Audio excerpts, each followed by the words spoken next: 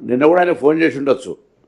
అది కూడా ఒక పొలిటికల్ అంశంగా దాన్ని ఏదో నేను ఫోన్ లిఫ్ట్ చేయలేదు, లక్ష్మణ్ కుమార్ గారు లిఫ్ట్ చేయలేదు, అజరుద్దీన్ గారు లిఫ్ట్ చేయలేదు. మేము అక్కడ నేను మాట్లాడిన మాట కూడా మళ్ళీ మీ అందరూ కూడా మళ్ళీ మీడియాలో సాయంత్రం పెట్టినా.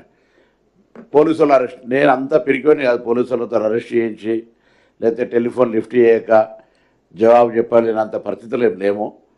Your own credibility. మీకు అట్లా రాజకీయంగా ప్రతిపక్షంలో ఉంటే ప్రతిపక్షంలో మేము కూడా చాలాసార్లు ఉన్నాం, అధికార పక్షంలో ఉంటే ప్రతిపక్షంలాగా చూసినాం. వాస్తవాలు మాట్లాడే ప్రయత్నం చేయాలి. మీకు తెలుసు, క్యారెక్టర్ తెలుసు మా అందరిది కూడా రాజకీయంగా.